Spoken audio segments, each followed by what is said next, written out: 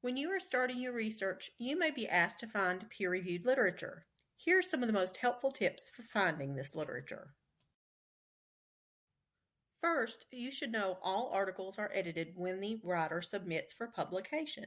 An editor's first job is to make sure the article fits into the scope of the content of the publication. Then the editor proofreads, corrects spelling and grammatical errors, makes sure the author has formatted the paper correctly, and offers general advice where the writing is well done. So, how does this editing differ in a peer-reviewed article? When a writer submits this work for publication, the peer review process takes much more time.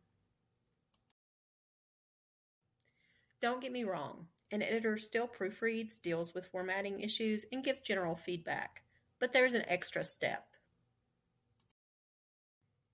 The editor sends the work to multiple experts in the field, usually between 3 and 5 people. These people intensely review the work. They may check and read the original bibliography. They provide detailed responses to research strengths and weaknesses.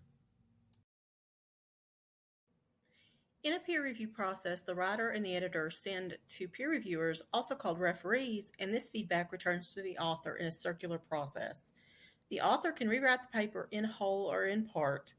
Often this circular process takes months or even years of back and forth between the publication and the author. Peer-reviewed papers are considered much stronger research. It's similar to having your paper graded by not just one instructor, but 5 instructors. Using library databases, it can be confusing to know whether or not an article is peer-reviewed. Most journals publish peer-reviewed research, but every article in them may not be peer-reviewed.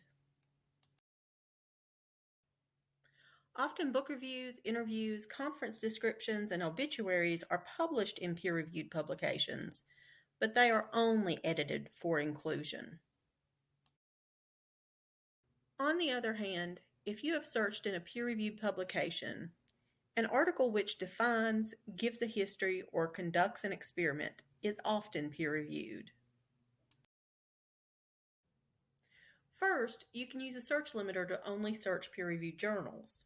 The library offers this limiter in many databases.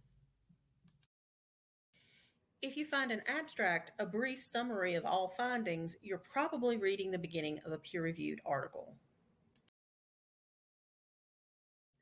Yet another way to tell peer-reviewed literature is to see an extensive bibliography, more than just 1 or 2 references.